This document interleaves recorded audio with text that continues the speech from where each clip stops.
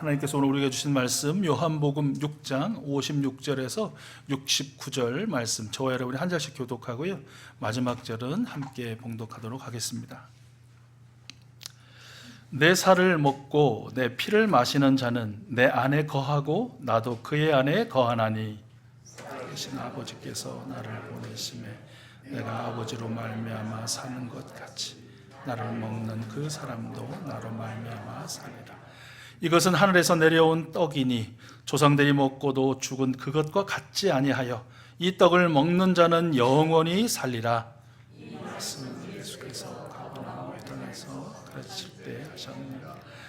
제자 중 여럿이 듣고 말하되 이 말씀은 어렵도다, 누가 들을 수 있느냐 한데 예수께서 스스로 제자들이 이 말씀에 대하여 수군거린 줄 아시고 이르시되 이 말이 너희에게 걸림이 되느니라.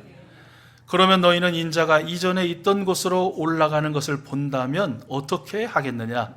살리는 것은 영이니 육은 무익하니라. 내가 너희에게 이른 말은 영이요 생명이라. 그러나 너희 중에 믿지 아니하는 자들이 있느니라 하시니 이는 예수께서 믿지 아니하는 자들이 누구며 자기를 팔자가 누구인지 처음부터 아심이로라. 그러므로 전에 너희에게 말하기를 내 아버지께서 왜 알려주시지 아니하시면 누구든지 내게 올 수 없다 하였노라 하시니 그때부터 그의 제자 중에서 많은 사람이 떠나가고 다시 그와 함께 다니지 아니하더라. 시몬 베드로가 대답하되 주여 영생의 말씀이 주께 있사오니 우리가 누구에게로 가오리이까? 우리가 주는 하나님의 거룩하신 자이신 줄 믿고 알았사옵나이다. 아멘.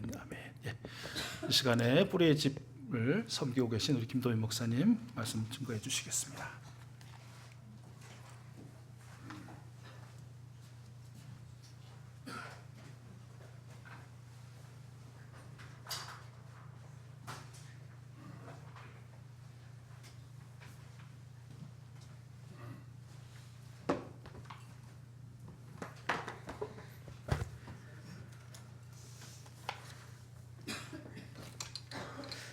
잠깐 기도하겠습니다.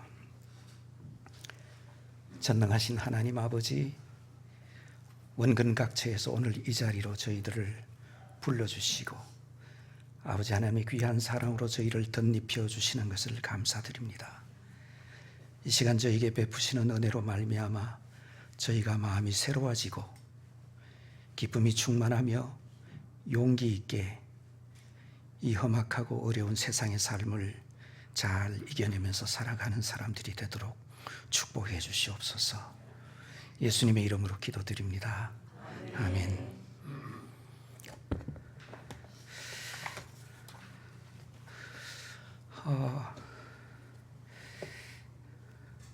혹시 일생을 살아가면서 지금까지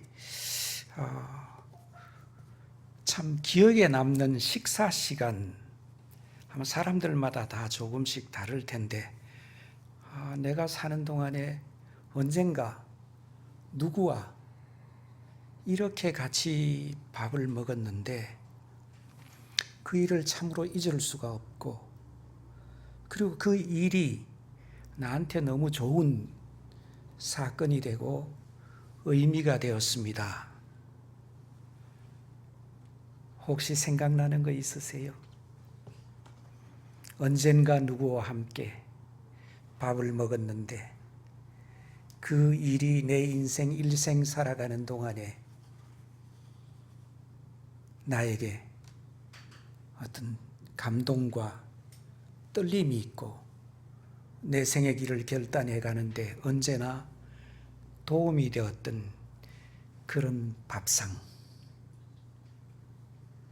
한 번쯤 혹은 두 번쯤 혹은 많은 그런 일이 있었으면 좋겠습니다.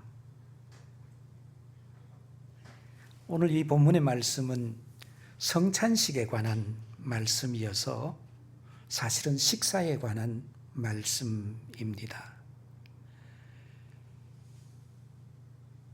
초대교회에서는 우리처럼 조그마한 빵 한 조각과 조그마한 한 잔의 그 포도주를 마시는 매우 정형화된 그런 예식이 처음부터 있었던 건 아니고, 주님께서 최후의 만찬에서 빵을 들어 축사하시고 떼어 나누어 주시고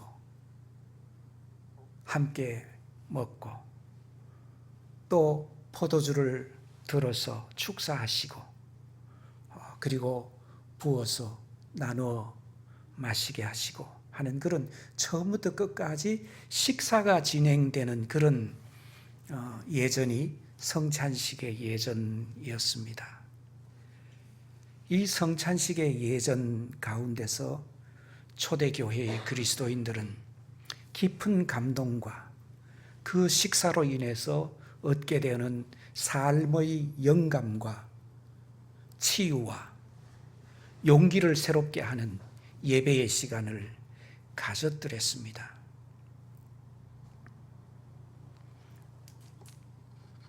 혹시 생각해 보셨어요? 아, 그때 내가 누구랑 밥 먹었는데 참 괜찮았어. 그런 일들이 성찬의 사건 안에서도 언제나 일어날 수 있어야 하는 것입니다. 그리고 그것이 바로 성찬이기도 합니다. 제가 사실은 요즘 기억나는 제 개인적인 식사의 사건이 하나 있는데, 저희 아버님 추모 예배에 갔다가 가족들과 함께 식사를 하기 전에 저희 형수님하고 좀 대화를 나누고 그리고 식사를 했습니다. 근데 저희 형수님이 그 광주 사람이고 저희는 대구 사람이었어요. 근데 저희 어머님은 지금 95세 되는 아주 연로하신 어른이신데, 우리가 젊었을 때 특별히 대구 사람들은 호남 사람들에 대한 편견을 가지고 사는 그런 문화를 가지고 있었습니다. 그래서 저희 어머님은 며느리가 광주 사람이고 전라도 사람이라는 것을 너무너무 싫어하셨어요. 그래서 저희 형수님이 저희 집안으로 시집을 와서 고생을 참 많이 했습니다. 전라도 사람이다. 소위 요즘식으로 말하면 걸핏하면 저희 어머님이 아주 나쁜 어른은 아닌데, 그래도 그 편견 때문에 뭐 마음이 상하는 일이 있으면 전라도 사람이라서 그렇다고. 그 저희 형수님이 마음에 깊은 상처를 입고 일생을 살아오신 거예요. 그래서 그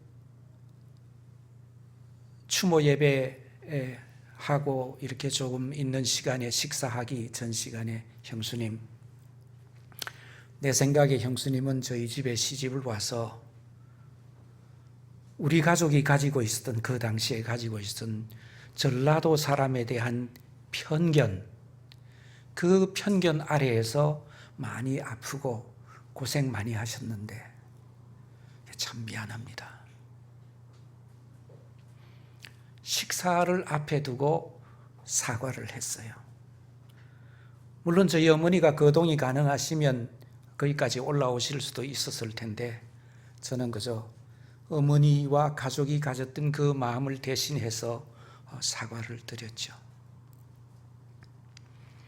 얼마 후에 카톡방에 뭐라고 우리 형수님이 말을 올렸는데, 그 식사에 좀 감동을 받으셨던 것 같아요. 마음의 위로가 되었던 것 같아요. 식사라고 하는 건 이렇게 위로를 주기도 하고 위로를 받기도 하는 사건인 겁니다. 제가 집에서 저희 아내에게 당신은 특별히 기억나는 어떤 식사가 있느냐고 이렇게 물었더니, 저희 집 사람이 잠시 생각하더니 대학교 4학년 무렵이었는데 어느 교회에 가서 성가대 지휘를 하고 있었다. 그런데 부산에 있는 가족들이 경제적으로 좀 어려운 형편이 되어서 그해 추석에는 부산으로 내려가지 않기로 했다. 그래서 홀로 추석을 지내야 했었는데 그 교회의 장로님 네 분이 그 형편을 알고 저희 아내를 데리고 종로 6가에 있는 스칸디나비아 레스토랑 혹시 아시는지 모르겠어요. 스웨덴 사람들이 만들어 놓은 그 국립의료원 안에 있는 그런 식당이에요. 스칸디나비 사람들이 그걸 굉장히 자랑스러워하는 그런 레스토랑이었는데 제가 처음 부교역자 생활할 때도 거기를 몇 번 갔습니다. 당회장 목사가 우리를 데려가서 되게 자랑스러워하는 그런 식당이었어요. 거기 갔더니 대접하시는 분이 연어를 자기가 좋아한다 그러면서 이렇게 같이 아마 식사를 저희 젊은 대학생인 사람에게 정성껏 잘 대접을 했는 모양이에요. 그때 외로웠었는데 그게 갑자기 기억이 나네. 참 고맙네. 그렇게 말을 나누었습니다. 오늘 이 본문 이해하는데 좀 길게 얘기했습니다만 식사 안에는 위로가 일어나고 치유가 일어나고 용기가 새로워지고 그 초대받은 그 식사가 나로 하여금 생에 깊은 의미를 가질 수 있도록 하는 그런 식사의 사건, 그게 바로 이 오늘 본문에 나타나는 초대 교회 중에 요한복음 교회 공동체의 성찬의 식사였습니다. 그런데 요한복음 교회 공동체는 대체로 예수님 돌아가시고 나서 6, 70년, 80년 지나서 모였던 교회였어요. 그리고 그 교회가 자신들의 예수님에 대한 기억을 모으고 예수님에 대한 고백을 모으고 그렇게 해서 요한복음서를 끌어안고 이 요한복음서가 증언하는 그 예수님을 쫓아서 자신들의 삶의 내용을 계속해서 구성하고 재구성하고 따라가고 더 따라가고 하면서 신앙생활을 했던 그런 공동체였습니다. 그런데 이 공동체는 배경이 있어요. 그냥 떡하니 그 교회가 생긴 게 아니고 원래 이 팔레스타인, 이스라엘, 갈릴리, 유대 이런 지방의 종교적인 전통은 유대교적 전통, 회당에서의 사는 그런 삶이 기본적으로 배경으로 깔려 있습니다. 근데 회당 종교에 있어서 유대교 종교에 있어서 유월절을 맞이하면 그 유월절을 기념 식사를 하게 돼 있습니다. 가족이 함께 모여서 무교병을 구워서 이스트를 넣지 않은 빵을 굽고 애굽에서 양을 잡아서 문설주에 피를 바르고 그 고기를 같이 먹었듯이 양고기를 삶고 그리고 무교병을 마련해서 포도주와 함께 온 가족이 모여서 그 식사를 하는 거예요. 그 식사를 하면서 어른들이 자녀들에게 이 무교병은 사실 우리가 애굽 땅에서 이 해방되던 그 억압과 그 고통 안에서 빠져나올 때에 우리 조상들이 급하게 그 집을 그곳을 떠나야 됐기 때문에 더 이상 발효시킬 여유가 없었어. 그래서 발효를 아예 넣지 않고 그냥 빵만 만들어 가지고 나왔어. 그때 애굽 땅에서 하나님께서 그 억압당하고 큰 슬픔과 고난 안에서 날마다 죽음을 맛보던 동포들과 함께 그 땅을 빠져나오도록 해주신 그 첫걸음을 내밀었던 떡이 무교병이에요.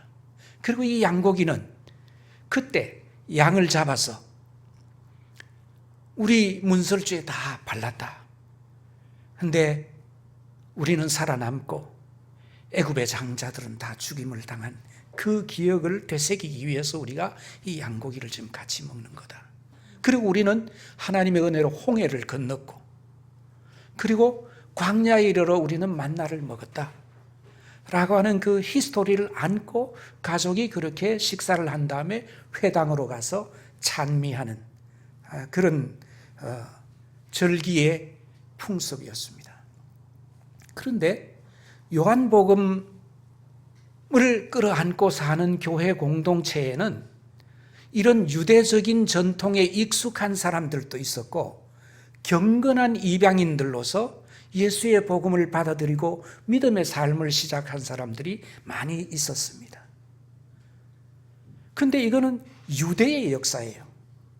그러니까 한 공동체 안에 있는 두 그룹이 함께 그거를 기념하기가 어려웠습니다. 왜냐하면 저건 우리 얘기 아니잖아. 이렇게 된 거죠. 그런데 요한복음 교회 공동체는 그래서 예전을 혁신했습니다. 더 이상 출애굽의 사건을 가지고 유월절을 지키는 게 아니라 우리가 우리의 것으로, 예수님의 것으로 유월절을 지키겠다. 예수님이 유월절 희생양이셨다. 그래서 예수님의 역사 안에 깃든 내용을 가지고 유월절을 지키는 거예요. 그래서 홍해에 관한 이야기는 홍해 물결을 헤치고 이스라엘 민족이 건너왔던 그 하나님의 권능의 역사는 갈릴리 바다에서 제자들이 흔들리고 있을 때, 물 위에서 위기를 빠져 있을 때 물 위를 걸어오신 예수님의 사건으로 홍해 사건을 대치를 하고, 광야에서 만나를 먹었던 그 사건은 예수님께서 갈릴리 바다 건너편의 그 산에서 5,000명을 먹이신 그 사건, 오병이어의 사건이죠. 하늘의 떡이 내려와서 우리를 먹였다라고 하는 그 사건입니다. 그 사건을 가지고 와서 우리는 오늘 이 유월절을 갈릴리 바다 위를 물 위를 걸으신 주님, 갈릴리 바다 건너편에서 우리가 다 시장하고 고통을 겪을 때 한 소년이 가져온 떡 5덩어리와 물고기 2마리를 들어서 손으로 들어 올리시고 축사하시고 나누어 주셨다 라고 하는 그 사건을 가지고 들어왔습니다. 그래서 사실은 예수님의 그 유월절 성찬과 관련되는 거죠. 거기에는 그냥 보통 떡이면 됩니다. 반드시 무교병이라야 된다는 것은 사실 구약의 전통이라고 할 수 있습니다. 그래서 그냥 보통 먹는 떡, 그리고 포도주, 이렇게 해서 유월절을 성찬으로 지키는 그런 전통이 생겨서 이것이 유대교 전통을 교체하는 그런 사건이 된 겁니다. 그런데 물론 이거는 주님께서 최후의 만찬을 하시면서 권고하신 일이죠. 그렇게 지키라고. 그런데 이게 단박에 된 게 아니에요. 시간이 지나면서 점점 그 일에 익숙해져 갔던 그런 전례라고 할 수 있습니다. 제가 어렸을 때 저희 가족이 온 대가족이 모이면 한 40명 됐습니다. 추석날 성묘를 갑니다. 추석날 성묘를 가면 그 묘지산에는 다른 조금 멀리에는 다른 이웃집 묘지산도 있고 그랬어요. 근데 그 사람들은 전부 음식을 바리바리 사들고 와가지고 그 묘지석 위에다가 음식을 이렇게 놓고 그렇게 하고 막 절을 하고 그러고는 그 음식을 나눠 먹고 그러고는 내려가고 그랬어요. 근데 저희 가족은 그 사람들하고 완전히 다르게 그 묘지산에 올라가서 음식을 안 가지고 가요. 첫째는 음식을 안 가지고 가요. 음식을 안 가져가고 아주 어떤 경우 가져가는 경우도 없지는 않았지만 주로 안 가져가고 상위에 음식을 올려놓지 않았어요. 그냥 그 묘지, 조상들의 묘지 앞에 두루루 한 아이들을 빼면 어른 한 20명이 두루루 둘러서서 찬송 부르고 기도하고 그렇게 내려왔습니다. 말하자면 그 전통사회의 예전을 복음을 받아들인 공동체가 예전을 바꿔낸 거죠. 근데 그게 굉장히 어려웠습니다. 사람들이 막 비난도 하고 저 사람들은 근본도 모르고 조상도 안 섬기고 이러면서 비난을 많이 받았지만 꿋꿋하게 서서 둘러서서 찬송 부르고 기도하고 조상들을 어른들의 유훈들을 가슴에 담고 왔었죠. 이렇게 예전이라고 하는 것은 하루아침에 뒤집어지는 게 아닌 겁니다. 그래서 이 요한복음 공동체가 시간이 지나면서 그 예전의 의미를 점점 더 깊이 새겨가기 시작했던 것을 드러내주는 그런 본문이라고 볼 수 있습니다. 그런데 이 본문의 핵심은 결국 뭡니까? 내 살을 먹고 내 피를 마시는 자, 나는 생명의 떡이다. 하늘에서 내려온 양식이다. 라고 하는 이게 사실은 핵심이고 이게 신앙의 세계로 인도하는 예전이었습니다. 그리고 이 예전의 가장 핵심은 그래서 나의 살이 찢기고 내 피가 흘러내린 그 십자가를 기억하는 그런 예전인 것입니다. 예수 그리스도의 죽음과 부활을 기억하는 그런 예전의 실제적인 내용이 뭔지를, 그게 뭘 의미하는지를 이 요한복음 6장에서는 쭉 우리에게 상기시켜주는 그런 말씀입니다. 십자가 어떻게 생각하세요? 혹시 십자가 목걸이를 달고 계신 분이 계시나요? 혹은 십자가가 우리 교회의 종탑 위에 걸려 있는 걸 우리는 기억하시나요? 십자가는 사실 그렇게 가볍거나 그런 거 아니라는 거 우리 다 알죠. 예수님이 살아 계시기 조금 전에 예수님이 자랐던 그 나사렛 마을로부터 한 6km 정도 떨어진 곳에 세포리스라는 도시가 있었습니다. 이 세포리스는 갈릴리의 수도였습니다. 근데 성경에는 안 나오죠. 이상하게도 성경에는 가버나움이나 벳세다나 다른 도시는 다 나오는데 이 세포리스만 안 나와서 모든 성서학자들이 굉장히 이상하다라고 생각할 정도예요. 근데 이 세포리스에 이게 갈릴리의 수도여서 갈릴리에서 가장 멋지고 아름다운 도시였습니다. 주 15년에 이 도시의 수도가 티베리아스로 옮겨졌는데 그 옮기기 전까지는 이 도시가 갈릴리의 가장 아름다운 도시. 그래서 역사학자들은 이 세포리스를 일컬어서 갈릴리의 진주라 그랬습니다. 근데 6km밖에 안 떨어져 있었어요. 그리고 그 6km밖에 안 떨어진 그 도시에 거대한 비극이 한번 일어났는데 그게 예수님이 태어나실 무렵쯤 비극이 일어났어요. 로마에 대해서 저항하는 저항군대가 집결해서 로마와 맞붙었다가 이 도시가 박살이 났습니다. 그래서 이 도시에서 2,000명이 포로로 잡혀서 그 도시 그 입구와 주변에 십자가에 매달렸습니다.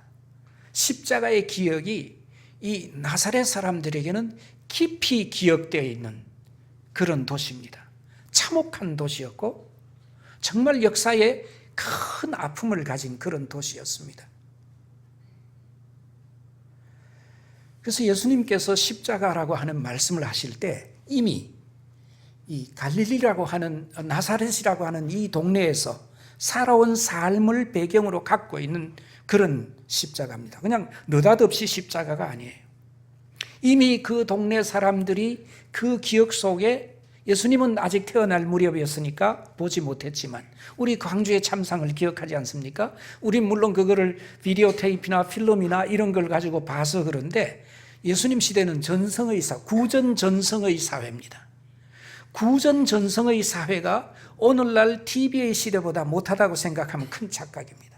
구전 전성의 사회에서 사람들은 언어가 매우 묘사적이고 그래서 그거를 잘 기억하고 그 사건들을 후대에 혹은 이웃들에게 전하는 데 있어서 매우 탁월한 문자를 사용하지 않는 사람들이었기 때문에 말로 그 생생한 기억을 그 시대에 전해지고 그 전해진 기억을 주님도 끌어안고 사셨던, 그래서 십자가의 아픔과 비극과 참혹함이라는 걸 다 알고 계셨어요. 그 예수님께서 내가 십자가를 질 것이고 너희들도 자기 십자가를 지고 나를 따라야 한다. 나를 따르라 라고 하셨을 때 이 십자가는 매우 진지하고 매우 소중하고 매우 깊은 삶의 선택의 어떤 여정 가운데로 불러내시는 그런 말씀이신 거죠. 성찬식에서 바로 그거를 기억하는 겁니다. 예수님의 십자가의 죽음, 예수님의 삶의 여정을 통해서 죽음을 회피하지 않으시고 당신의 길을 끝까지 걸어가신 진실과 정의와 사랑의 길을 기억하는 것이 요한복음 교회 공동체의 성찬식의 일이었습니다. 그리고 그렇게 기억하는 예수의 삶이 오늘 나를 치유하고 오늘 나를 바로잡고 오늘 나로 하여금 영원한 생명에 대한 용기를 가지고 생의 길을 걸어가게 하는 그런 사건으로서의 식사의 사건을 안고 살아가는 것이 바로 이 요한복음 교회의 공동체였습니다. 하나님이 세상을 이처럼 사랑하사 우리 하나님께서 사랑의 성품을 가지고 계시고 그리고 그 사랑의 성품이 향하는 곳이 세상이었습니다. 세상 가운데 아픈 사람들, 슬픈 사람들, 고통받는 사람들, 병든 사람들, 사회적으로 매우 배척당하고 힘쓸 수 없는 사람들, 그런 사람들을 향한 하나님의 사랑이 예수님의 생애를 통해서 드러났습니다. 그래서 그 드러난 것을 보고 하나님께서 세상을 이처럼 사랑하셨다고 고백하게 된 것입니다.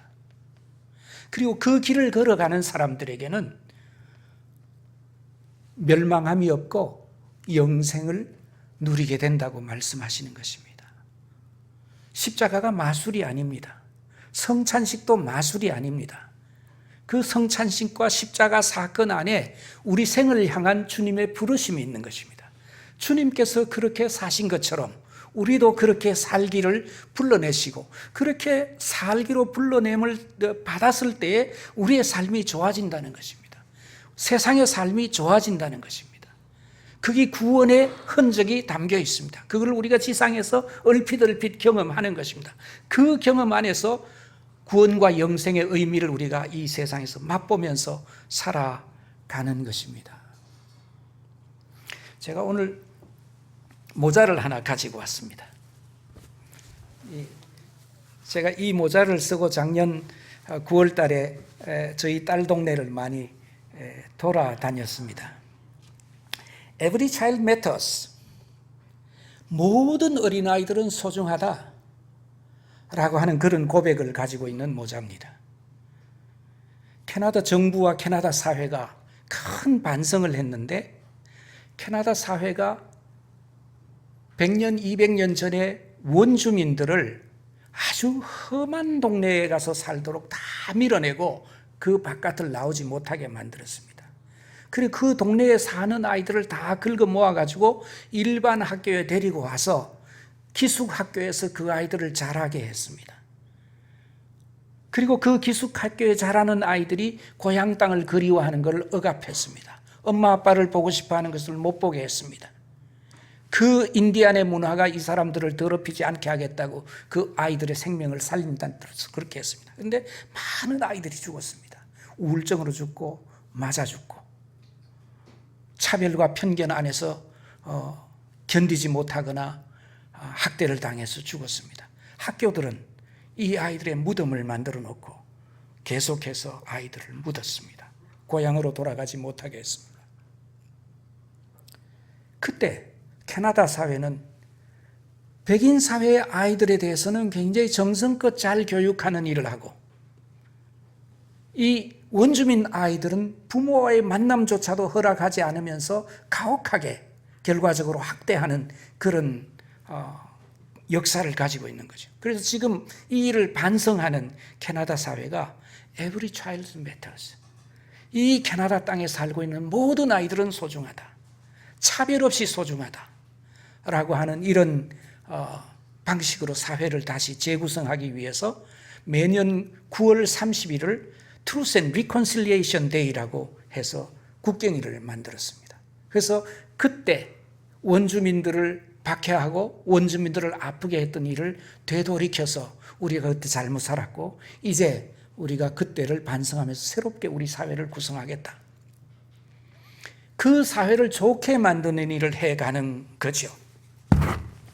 사회를 좋게 만드는 일 때문에 실제로 캐나다의 원주민들에게는 좋은 일들이 많이 일어나게 됐습니다. 하나 예를 들면 캐나다의 토론토에서 한 400km 정도 서북방으로 가면 작은 도시가 하나 있고 그 도시의 부근에는 원주민 리저베이션, 원주민만 사는 마을들이 있습니다. 근데 그 도시가 호수가에 있는 도시인데 원주민 사는 마을가에 큰 섬이 하나 있었습니다. 그 섬이 원주민들이 살 수 있도록 허락된 곳이어서 원주민들이 거기 들어가서 살기 시작했는데 원주민들이 거기 살게 되면 어떤 때는 옷감을 마련하기 위해서 시장을 가야 돼. 배를 타고 나와야 됩니다. 한겨울에는 얼음이 열기 때문에 얼음 위를 걸어서 대처로 나갔습니다. 그리고 긴 숲길을 지나서 겨우 작은 도시에 도달할 수 있었습니다. 그런데 이런 분위기를 타고 캐나다 정부가 그리고 그 마을 사람들이 힘을 합해서 섬에서 그 숲으로 나가는 다리를 놓았습니다. 그리고 그 숲 안에서 나무를 다 베고 대처로 들어가는 길을 놓았습니다. 그래서 그거를 굉장히 크게 축하하는 일을 했는데 임신부가 아이를 낳으러 대처로 가다가 아이를 사산하는 일, 고등학교 간 학생이 집으로 돌아오지 않고 여름방학이나 겨울방학을 지내는 일, 겨울에 얼음길을 걸어서 시장을 오다 가다 얼음이 깨져서 물에 빠져서 가족들의 일원이 죽는 일, 이런 일이 늘상 있었는데 이렇게 다리를 놓고 숲에 길을 내고 이렇게 함으로써 그 사회가 훨씬 더 살기 좋은 사회로 바뀌었습니다. 사회를 더 좋은 사회로 바꿔나가는 일은 결과적으로 사람을 사랑하는 일입니다. 그래서 우리가 오늘날 이 땅에서 그리스도인으로 살고 있을 때에 내 개인에게 좋은 일을 간구하는, 내 개인의 좋은 삶을 위해서 신앙생활하는 그걸 넘어설 수 있어야 합니다. 그 사회가 더 좋은 사회가 되므로 그 사회 안에서 사는 사람들이 그 곤경과 아픔과 슬픔으로부터 벗어나는 그 일에 대한 열망을 가지는 것. 하나님께서 세상을 이처럼 사랑하사 라고 하시는 이 말씀 속에 깃들어 있다는 것을 잊지 마시기 바랍니다. 그리고 바로 그 말씀을 쫓아서 요한복음 교회 공동체는 로마 제국의 폭압에 맞서서 대결의 길을 걸었습니다. 그리고 요한복음의 후예였던 폴리캅은 결국 순교의 길을 걸어갈 수밖에 없었습니다. 십자가를 따라서 사는 것, 십자가를 내 삶의 중심에 모신다는 것은 이와 같은 하나님의 사랑을 가슴에 품고 내가 사는 세상 속에 하나님의 따뜻한 사랑이 어떤 방식으로 펼쳐져야 하는지라고 하는 삶의 과제를 안고 살아가는 그런 삶이고, 그게 그리스도인들의 부름 안에 있는 삶의 내용인 것입니다. 그런 내용으로 우리 삶을 구성해 갈 때 어려울 것 같아요. 우리는 죽음까지는 내놓지 못해도 그렇게 우리가 헌신하고 하나님의 마음에 어울리게 세상을 사랑하면서 살아가노라 보면 우리는 영생의 기운을 느낍니다. 좋은 삶의 기운을 느낍니다. 실제로 좋은 삶이 우리 안에 점점 들어오고 성령의 감화와 감동 안에서 더 좋은 생의 길을 걸어가고 그걸 통해서 사람들에게 하나님이 사랑의 성품을 지니신 분이신 것을 사람들에게 드러내고 증언할 수 있습니다. 요한복음 교회 공동체는 예수님이 세상을 떠나신 후에 70년 후에 형성된 교회였고, 그 교회가 이런 방식의 성찬을 가지고 교회 공동체의 신앙을 고백했었는데 그게 오늘 우리에게 와 있잖아요. 지금 우리에게 있습니다. 성찬식이 마술이 아니에요. 신앙 고백이 마술이 아닙니다.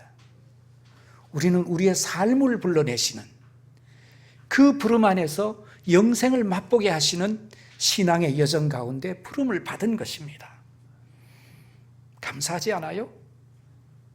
식사를 초대해 준 분이 그날 위로를 준 것처럼, 그날 아픔을 쓰다듬어 준 것처럼, 식사에 초대해 주시는 성찬의 주인이신 주님께서 우리를 초대하셔서 우리의 식사가 우리 인생의 여정에서 사건이 되게 하시는, 그 사건의 기억을 가지고 우리는 세상을 향해서 나아가서 사는 것이다. 이게 오늘 이 요한복음 6장의 말씀이 우리에게 주시는 메시지입니다. 기도하겠습니다.